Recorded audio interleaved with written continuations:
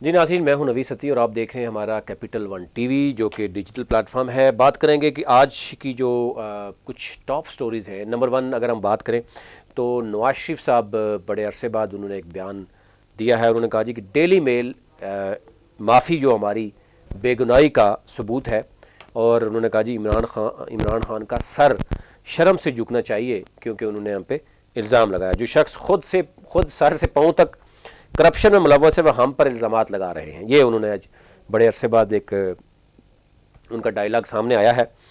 और इसके साथ साथ इस वक्त मुल्क की जो मईशत है वो इंतहाई दुशवार गुजार इलाकों से गुज़र रही है। इलाके इस इलाके हैं कि कोई भी हर मिनिस्ट्री से आवाज़ आ रही है जनाब कि उनको सैलरीज नहीं मिल रही। हर डिवीज़न से आवाज़ आ रही है, KPK से खैबर से लेके कराची तक हर जगह से आवाज़ आ रही है कि जनाब हालात बहुत ख़राब हो चुके हैं। और साथ ही आज इसहाक डार साहब ने यह कहा कि मुल्क से गंदम की जो स्मगलिंग हो रही है उसको भी रोकना होगा, डॉलर की स्मगलिंग हो गई उसको भी रोकना होगा। तो आप इसी से अंदाज़ा कर सकते हैं कि फिर रिट ऑफ द गवर्नमेंट क्या रही कि आज हम ये कह रहे हैं कि स्मगलिंग हो रही है, गंदम भी, डॉलर्स भी स्मगलिंग हो रही है। आज जो बुनियादी जो सबसे बेसिक जो चीज़ होती है, अगर आप हम देखें कि वो एक रेट लिस्ट बना के आवाम को खुश करने की वो उस रेट लिस्ट पर भी अमल दरामद नहीं हो रहा और महंगाई बढ़ती जा रही है। आज मज़ीद चीज़ें जो है वो बढ़ाई गई हैं। यूटिलिटी स्टोर में घी, दूध समेत जो बाकी इशे खुर्दोनोश हैं वो बढ़ा दी गई हैं। इसी से आप अंदाज़ा कर सकते हैं रोज़ाना की बुनियाद पर बढ़ती तो चीज़ें हैं उसकी कोई खबर नहीं होती, लेकिन जब कोई 5 रुपये या कुछ पैसे भी सस्ता हो जाए पेट्रोल तो उसके ऊपर हुकूमत जो है वो करोड़ों रुपए के इश्तिहारात जारी कर देती है कि जनाब ये लो जी हमने बड़ा काम कर दिया। तो इसके साथ एक अहम खबर जो है वो हमसे शेयर करनी है कि जनाब राणा सनाउल्लाह साहब मनशियात से बरी हो गए, बाइज़्ज़त बरी हो गए हैं। और इससे बड़ी खबर जो आम सार्फिन के लिए है, पाकिस्तानियों के लिए है कि अब वो फेसबुक से भी बाकायदा तौर पर अपनी वीडियोज़ के ज़रिए, अपने कंटेंट के ज़रिए वो पैसा बना सकेंगे।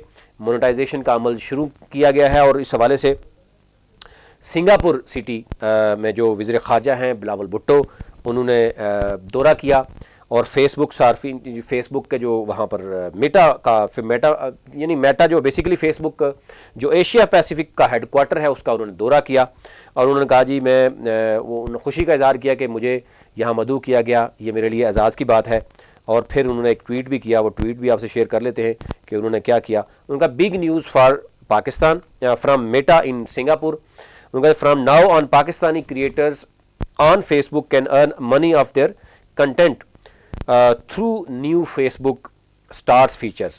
Thrilled to be first Pakistan official to visit Meta to get the share this news with you. उन्होंने कहा जी thanks team Meta for inviting me, ये उन्होंने कहा। और उन्होंने कहा जी कि क्योंकि जो इंस्टाग्राम और फेसबुक अभी जिन एक ही मालिक की है, उन्होंने कहा जी कि उन्होंने आगाज़ कर दिया है मोनेटाइजेशन का पाकिस्तानी शनाख्ती कार्ड होल्डर के लिए।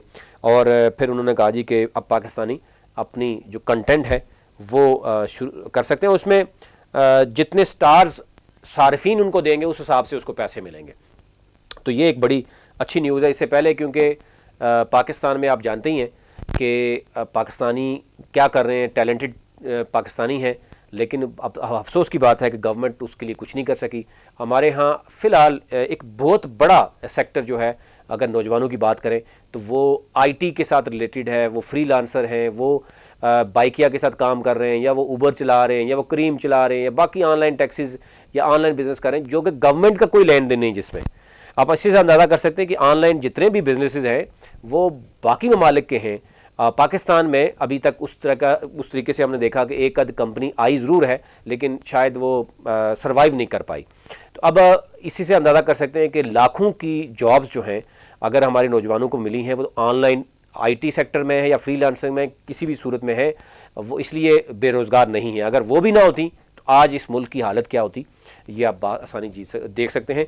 इसलिए गवर्नमेंट को भी चाहिए कि जो डिग्रीज़ हैं, जिस तरीके से BS MS और अभी तक हम उस 18th सेंचुरी की गुफ्तगू कर रहे हैं, कंटेंट हम वो पढ़ा रहे हैं बच्चों को, तो जब हम बच्चा जब PhD करने के बाद प्रैक्टिकल ला जाता है तो अफसोस की बात है कि वो सिवाय वही बुक्स पढ़ाने के, रटल लगाने के कुछ भी नहीं कर सकता। यानी प्रैक्टिकली अमली तौर पर हमारे नौजवान आज कहाँ खड़े हैं कि वो PhD भी कर जाता है, मास्टर भी कर जाता है, MS BS भी कर जाता है, अब फील्ड में कहाँ पे काम करता है ये आप बखूबी जानते हैं। तो इसलिए अब दुनिया में टेक्नोलॉजी का दौर है, उस तरफ अगर आएंगे नहीं तो डेफिनेटली बहुत पीछे रह जाएंगे। अभी से ही आप देख सकते हैं मईशत के जिस तरीके से मामलात हैं, और हमारे यहाँ नौजवान जो they are running behind the government jobs, उनको डिस्करेज करना चाहिए।